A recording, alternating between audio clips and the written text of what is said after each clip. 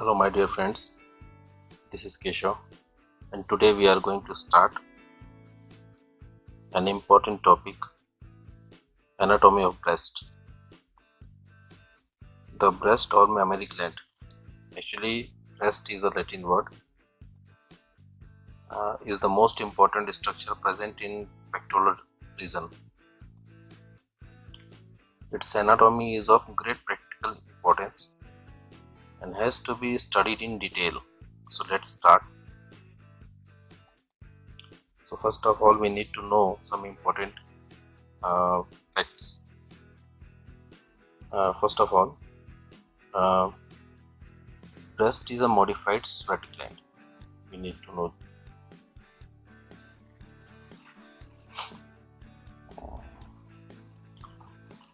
So it is a modified sweat gland,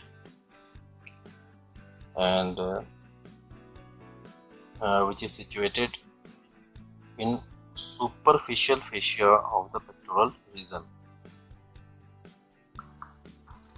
It has 4 quadrants, and what are those? Those are upper lateral quadrant,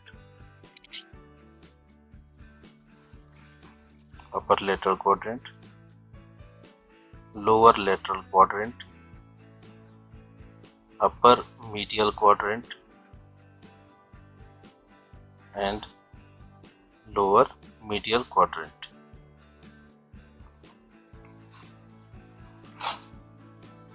A small extension of upper lateral quadrant called axillary tail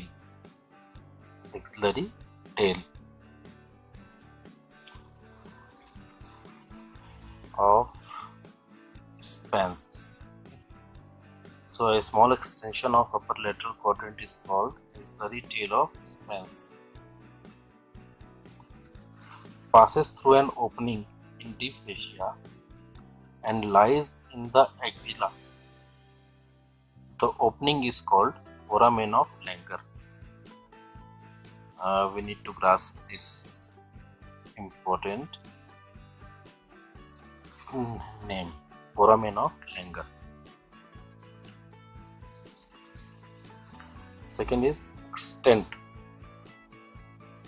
means breast from where it starts up to where it ends. So vertically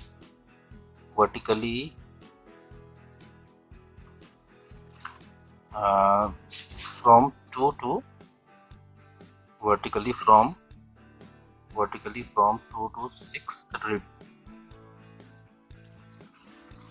Okay, so this is second rib, 3, 4, 5, 6, vertically from 2 to 6 rib, and horizontally from lateral border of sternum.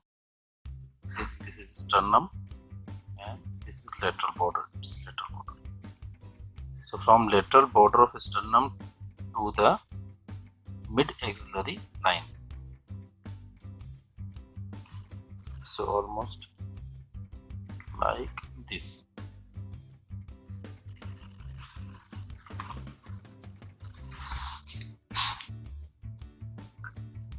And its deep relations we need to know. First, lies on deep fascia. Breast lies on deep fascia. Deep fascia, it is also known as pectoral fascia. Second, there are 3 muscles: pectoralis major, serratus anterior, and external oblique muscle of abdomen. Third, retromammary space. We need to remember this. Breast is separated from pectoral fascia by a loose areolar tissue which is called as retromammary space. Let me show you.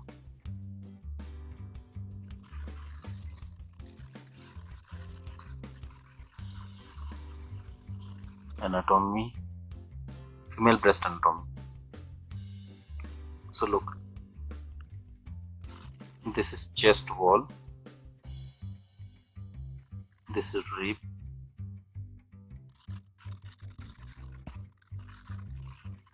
chest wall, rib. These are pectoral muscles. These are lobes. Later I will tell you detail about lobes, areola, nipple and etc. Areola, nipple, milk duct which carries formed milk from lobules to the subareolar sinus. Adipose tissue which forms main bulk of breast, and the skin.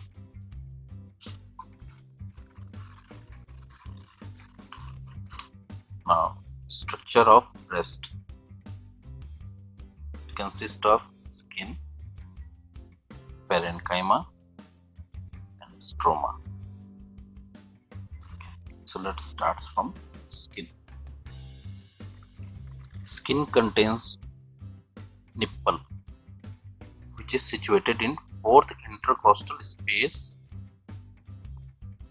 10 cm, approximately 10 cm from midline. We need to remember this. This is very important. Nipple contains 15 to 20 lactiferous duct. This is also very important. 15 to 20 lactiferous duct. Nipple has a circular and longitudinal smooth muscle. Longitudinal and smooth muscle. Nipple has few modified sweat and sebaceous glands.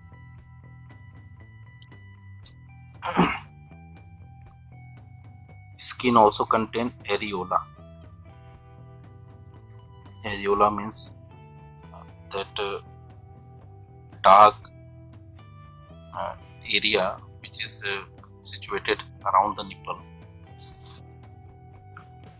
Areola are rich in modified sweat gland.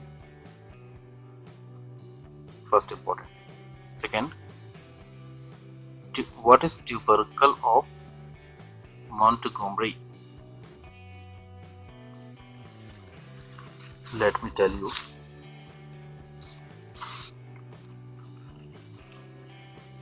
Tubercle of Montgomery.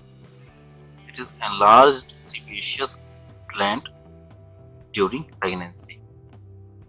Enlarged sebaceous gland during pregnancy, which prevent from cracking during lactation. So tubercle of Montgomery are enlarged sebaceous gland during pregnancy which prevent from cracking during lactation.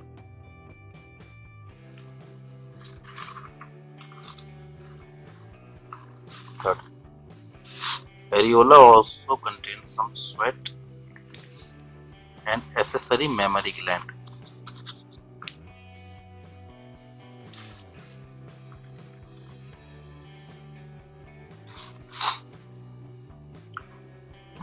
Below areola, there is a sinus which is called lactiferous sinus.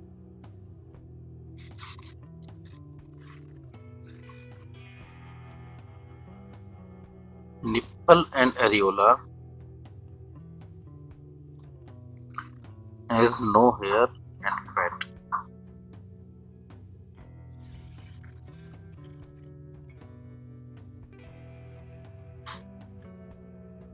nipple and areola has no hair and fat.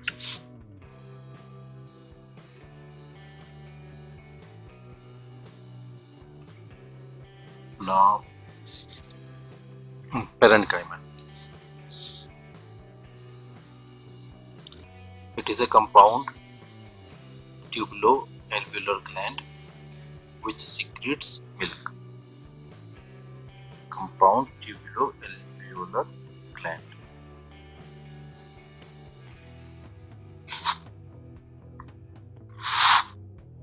Now, an important information here. This gland contains 15 to 20 lobes. 15 to 20 lobes.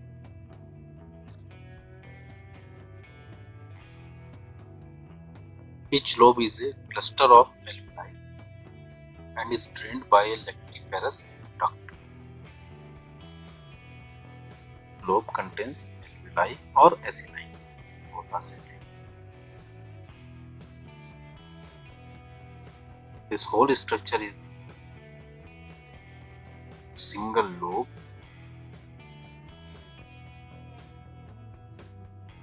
which contains alveoli or acini.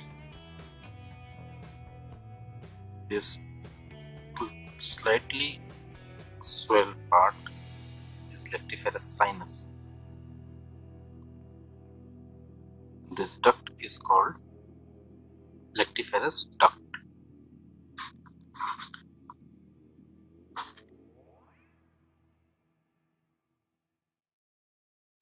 Alveolar acini epithelium.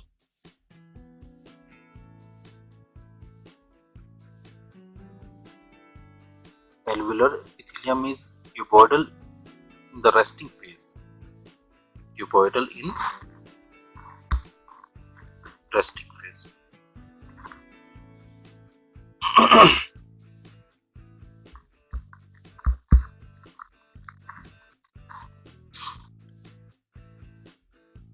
And columnar during lactation. Columnar during lactation.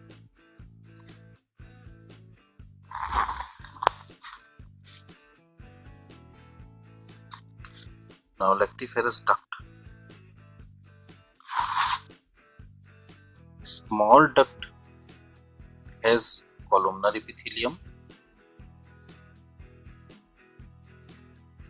Large duct has 2 or more layer of cells, and terminal part of lactiferous duct has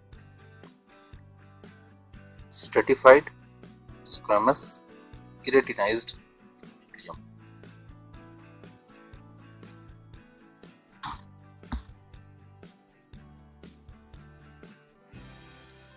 This is important to know.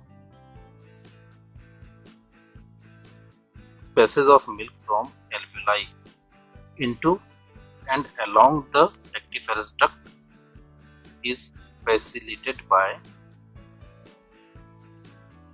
contraction of myoepitheliocytes. This is important to know.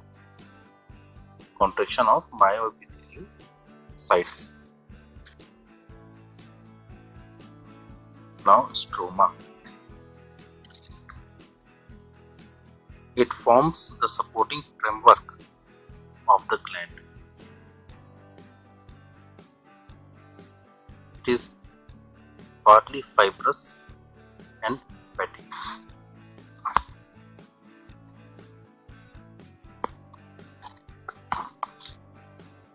The fibrous stroma forms septa, which is also called as suspensory ligament of Cooper. You need to know. You need to remember this. This is very important.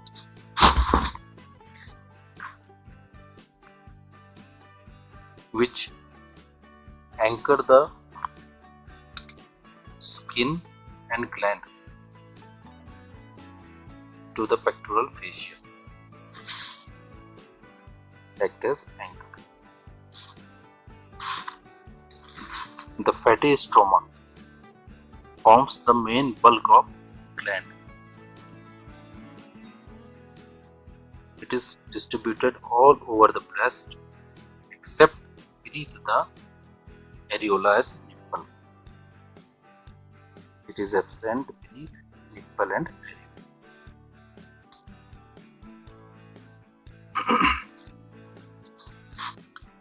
Now let's see about blood supply of breast. The mammary gland is extremely vascular. It is supplied by branches of following artery: subclavian artery, axillary artery, posterior intercostal artery.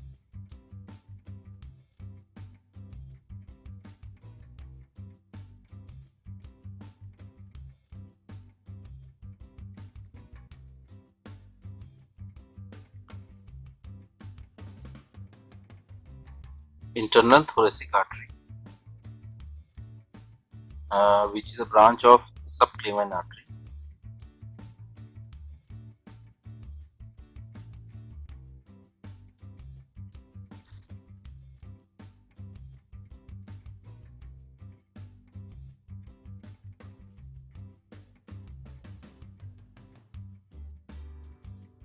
Yes. Internal thoracic artery, which is a branch of subclavian artery. It supplies White's perforatory artery.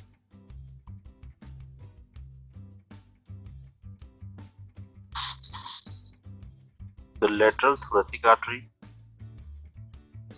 superior thoracic artery, and acromiothoracic artery, which are branches of axillary artery, and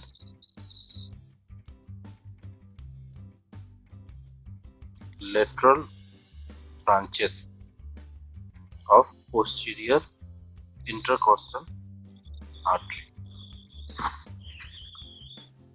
Now about veins.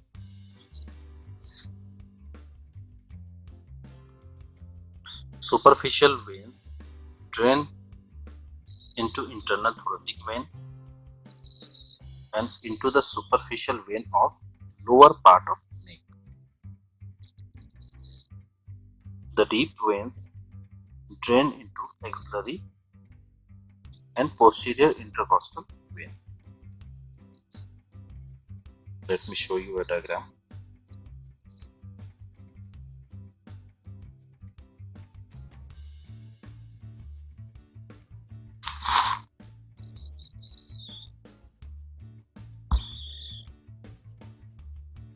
Look here. Let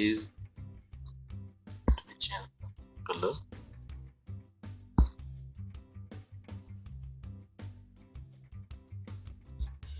This is axillary artery.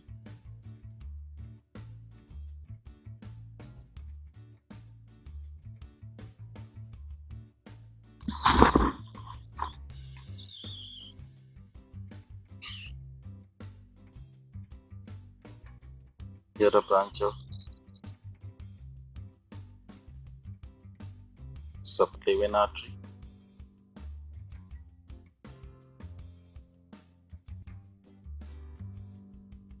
And here behind the breast, posterior intercostal artery.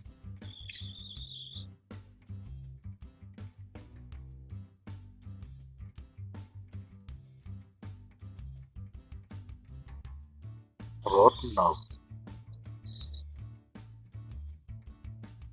The breast is supplied by anterior and lateral cutaneous branches of 4 to 6 intercostal nerve. 4 to 6. Remember this. Secretion of milk is controlled by hormone, not by nerve. This is very important. And Name of that hormone is prolactin.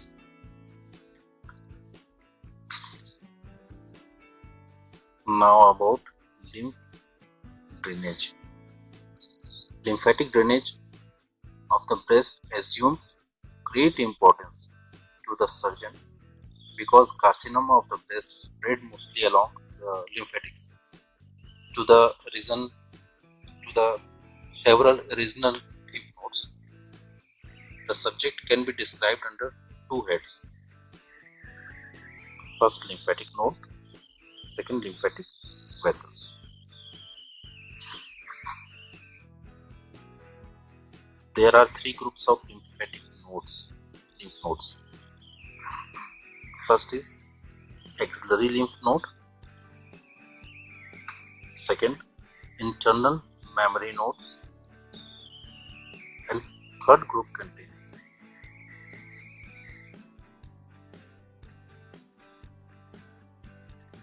supraclavicular lymph node,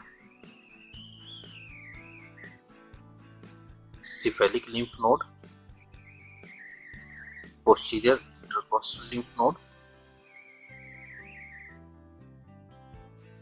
subdiaphragmatic lymph node,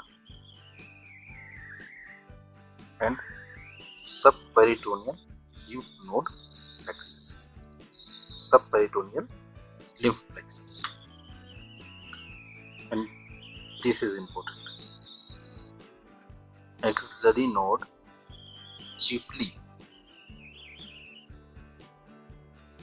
the anterior or posterior group.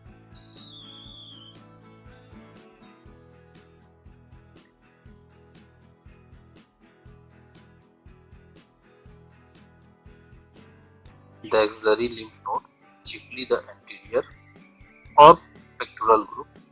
The posterior, lateral, central, and apical group of nodes also receive lymph from the breast, either direct or indirect.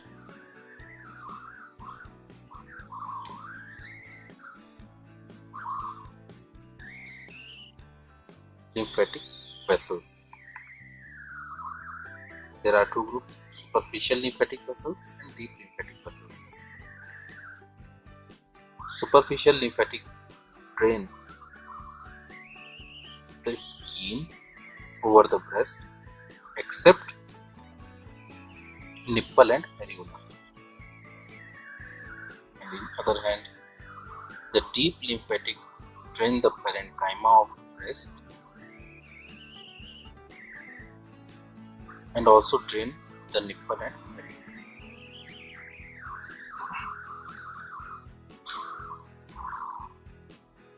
Some feature points of interest about the lymphatic drainage are also follows.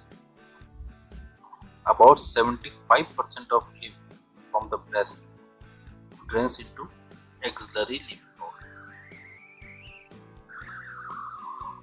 and about 20% into the internal mammary nodes, and about 5% to posterior intercostal node. A plexus of lymphatic vessel present deep to the areola is called as subareolar plexus of Seppi. This is important. Now about development of breast.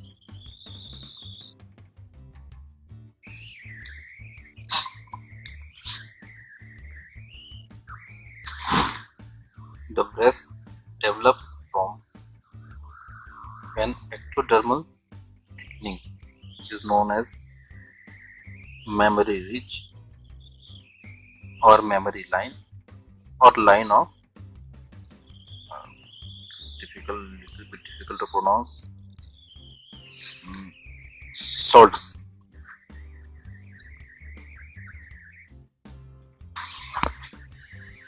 The ridge extends from the axilla to the groin. It appears during the fourth week of intrauterine life.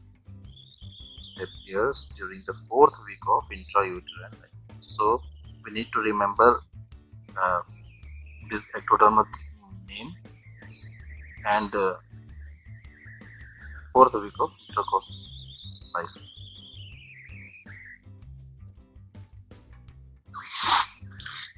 Glands develop from ectodermal. Stroma of breast develop from mesoderm. At puberty,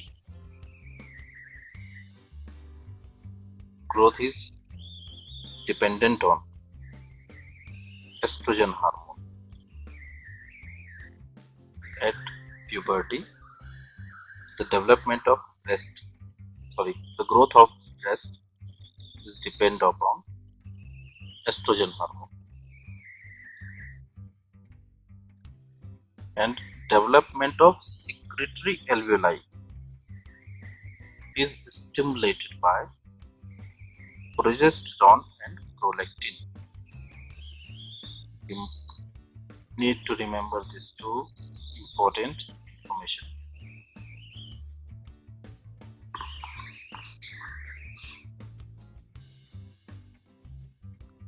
Now, developmental anomalies of the breast are amastia. Amastia means absence of breast. Athelia means absence of nipple. This is absence of breast. This is absence of nipple. Polymastia means supernumerary breast.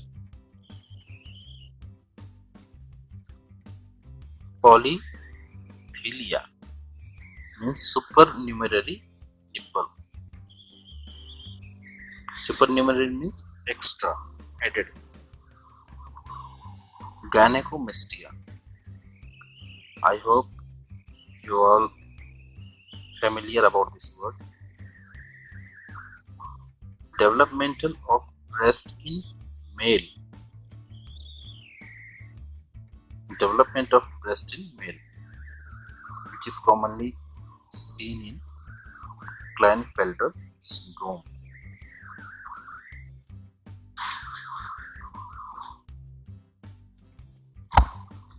Now some very high yield information about clinical anatomy of breast.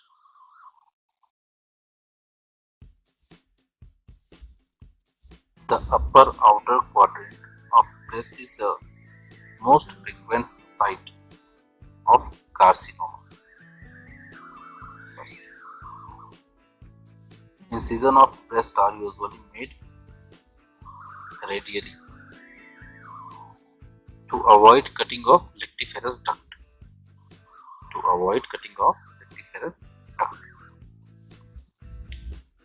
Now, what is fixed breast? Cancer cells may infiltrate the suspensory ligament. The breast then becomes fixed. Cancer cells may infiltrate the suspensory ligaments. The breast then becomes fixed.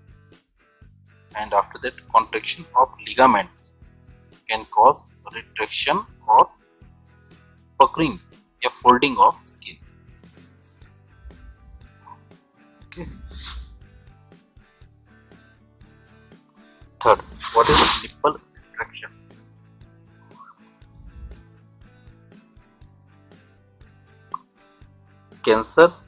When cancer infiltrates lactiferous duct, after infiltration it causes fibrosis, and this fibrosis causes retraction of nipple.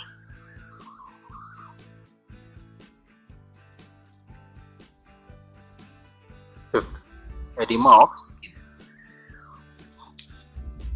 When cancer cells obstruct superficial lymph nodes, it causes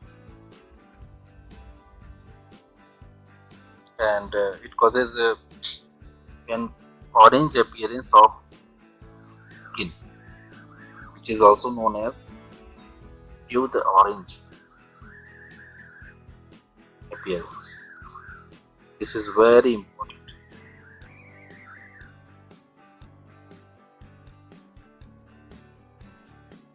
Spread. Cancer spread. Cancer spread to other side of breast because superficial lymphatics communicates across the midline. Means superficial lymphatics of both breasts communicates across the midline. It also spread to liver, and cancer cells may drop into pelvis, producing secondaries there. Secondaries. Must remember this. Secondaries.